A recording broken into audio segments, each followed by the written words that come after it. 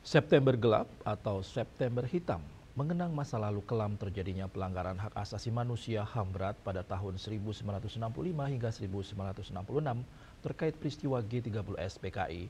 Walau meninggalkan trauma dan luka mendalam, September Gelap bisa dimaknai sebagai ajang introspeksi diri untuk kehidupan bangsa yang lebih baik.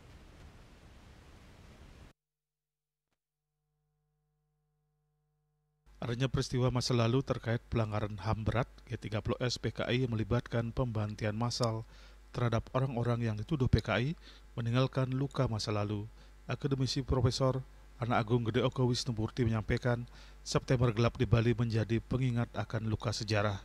Untuk itu di masa sekarang yang perlu dilakukan adalah introspeksi diri. Peristiwa kelam tersebut bisa dijadikan ajang introspeksi dalam menata kehidupan bangsa yang lebih baik.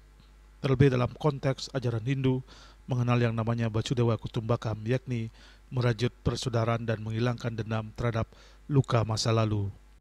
Bahwa dalam konteks kehidupan kita di masyarakat Hindu, kita kenal istilah Basudewa Kutumbakam.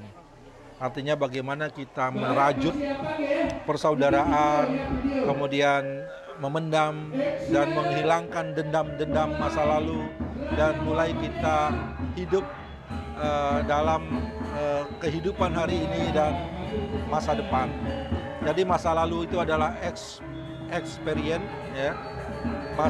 Masa sekarang adalah eksperimen, dan masa depan adalah ekspektasi. Jadi bagaimana pengalaman keadaan hari ini dan kita orientasikan untuk masa depan.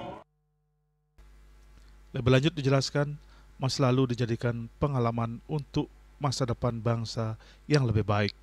Desa Aryani, Bali TV.